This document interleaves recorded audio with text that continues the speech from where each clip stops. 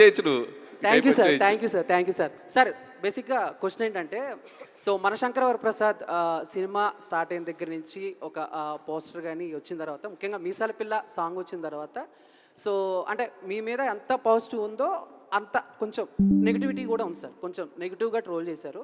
అంటే అనిల్ రావుపూడి గారు సంక్రాంతికి రిలీజ్ చేయాలన్న తొందరలో ఫాస్ట్గా సినిమా చేసే క్రమంలో కొంచెం ఎక్కడో క్వాలిటీ తగ్గుతుంది అనే దాని మీద సోషల్ మీడియాలో కొంచెం చర్చ జరిగింది. మీ దాకా వచ్చి ఉంటుంది. సో దీని మీద ఏమంటారు? అంటే సో నేను ఎప్పుడు కంటెంట్ని బిలీవ్ చేస్తానండి.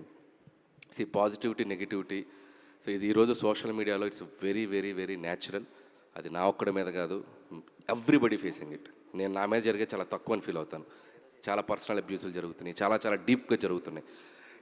So ignore negativity and move on. అది నేను కొన్నేళ్ళుగా చేస్తున్నాను, అది నేను అసలు పట్టించుకోను. అండ్ అది ఈవెన్ 1% కూడా నన్ను ఎఫెక్ట్ చేయదు.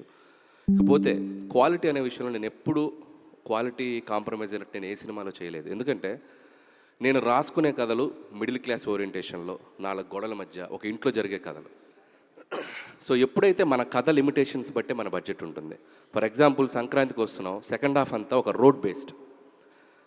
నేను క్వాలిటీ కావాలని చెప్పి రోడ్ సెట్ వేయించవచ్చా ప్రొడ్యూసర్ చేత? ఒక రోడ్ సెట్ వేయించాను అనుకో, ఎంత బడ్జెట్ అవుద్ది? ఫ్లోర్లో చేసేస్తాను మొత్తం రోడ్డు, నేను బయటకు వెళ్ళను. అదే నార్మల్గా ఒక రోడ్డు మీదే చేస్తే రియలిస్టిక్గా ఉంటుంది, న్యాచురల్గా ఉంటుంది. సో కథను బట్టి బడ్జెట్లు ఉంటాయి. సో నేనేంటంటే నా స్పేస్ ఎప్పుడు ఆ మిడిల్ క్లాసు, ఆ 4 గోడల మధ్య, ఆ ఇళ్లలో జరిగే కదా, ఫ్రెండ్స్ మధ్య జరిగే కదా, ఆ ఫ్యామిలీ బాండింగ్స్ మధ్య జరిగే కదా. కాబట్టి మ్యాక్సిమం కొద్దిగా లిమిటెడ్గానే వెళ్తాయి బడ్జెట్. కాబట్టి నేను సరిలేరు నీకెవరికి చాలా ఖర్చు పెట్టి కొండారెడ్డి బురుస్ సెట్ వేసి అద్భుతంగా ప్రొడ్యూసర్ చేత చాలా ఖర్చు పెట్టించాను సరిలేరు నీకెవరికి, అనిల్ శంకర్ గారితో. పాపం దాదాపు 7-8 సెట్లు వేశారు ఆ సినిమాకి. అండ్ భగవంత్ కేసరి ఇక్కడే ఉన్నాడు పక్కన మహానుభావుడు. టన్నెల్ సెట్టు, విలన్ సెట్టు, మొత్తం సెట్లే సినిమా అంతా.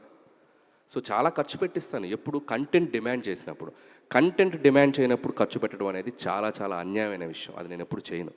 ప్రతి సినిమాకు కూడా ఎక్కడ ఖర్చు పెట్టాలో, ఎక్కడ ఖర్చు పెట్టకూడదో పనిచేస్తున్నాను. కాబట్టి ఈరోజు నాతో తీసిన ప్రతి ప్రొడ్యూసరు రిలీజ్కి ముందు టేబుల్ ప్రాఫిట్లో ఉంటున్నారు.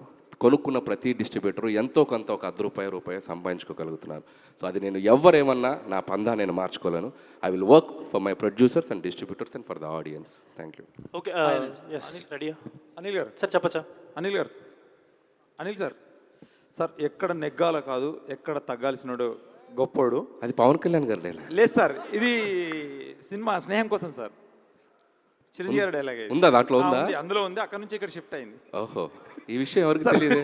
నువ్వు సార్ ఏం లేదు సార్, ఇది లాస్ట్ ఇయర్ ఎందుకంటే మీరు ధైర్యంగా రియల్ టైం నేమ్స్ పెడుతున్నారు. తెలుగు వాళ్ళకి పెద్ద పండుగ అయిన సంక్రాంతి వస్తున్నాం చేసి 4 రోజులు పండుగ కాకుండా నెల రోజులు చేశారు మొత్తం ఆ పండుగ వాతావరణాన్ని. ఎవరు ఇంట్లో లేకుండా పండుగ చేసుకోకుండా థియేటర్లో చేసేలా చేశారు.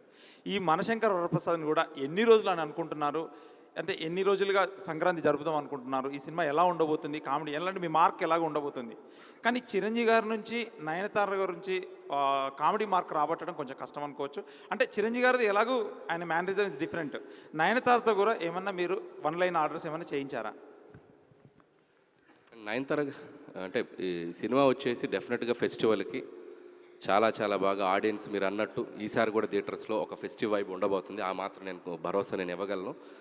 ఇకపోతే చిరంజీవి గారిది నేను ఇందాక చెప్పేశాను ఈ సినిమాలో ఎలా ఉండబోతున్నారు అనేది. అండ్ ఆయన హై హై హై నోట్లో ఉన్నారు. సో ఖచ్చితంగా అది కూడా పెద్ద సర్ప్రైజ్. అండ్ నయనతార గారిది సినిమాలో చాలా చాలా ఇంపార్టెంట్ రోల్.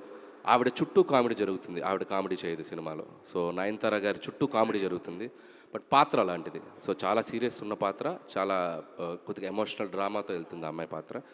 బట్ ఆవిడ చుట్టూ ఎంటర్టైన్మెంట్ జరుగుతుంది అంతే. సార్ చెప్పచ్చా? ఇక్కడ అనిల్ గారు, ఇక్కడ అనిల్ గారు, గల్లీ పాలిటిక్స్ నుంచి ఢిల్లీ పాలిటిక్స్ దాకా చూసి తట్టుకున్న గుండెరా ఇది. ఆఫ్టర్ ఆల్ మీ పాలిటిక్స్ ఎంత, చిటికన వేలు మీద వెంట్రుక అంతా పీకి అవతల పాడేస్తా. ఎవరు తగ్గట్లేదుగా. సార్ నా క్వశ్చన్ సార్, అంటే యాక్చువల్గా మీ ప్రీవియస్ ఫిలిం వరకు మీరు ఈజీగా హిట్లు కొట్టుకుంటూ వచ్చారు సార్. బట్ లాస్ట్ సినిమా మీరు ఒక రీజనల్లో ఒక మైల్ స్టోన్ సినిమా లాగా తీశారు. అంటే కలెక్షన్స్ పరంగా రీజనల్ రాజమౌళి లాగా పేరు కూడా తెచ్చుకున్నారు. సో ఈసారి ఆ దాన్ని పట్టుకొని మిగతా వాళ్ళు కూడా అదే ఇదిలో మీ కాంపిటీషన్గా వస్తున్నారు. వీళ్ళందరి మధ్య మీరు ఎంత కాన్ఫిడెన్స్గా ఉన్నారు ఈ సినిమా మీద? ఫస్ట్ ఆఫ్ ఆల్ కాంపిటీషన్ అనేది నేను ఎప్పుడు ఫస్ట్ ఆఫ్ ఆల్ కాంపిటీషన్ అని పెద్ద ఫీల్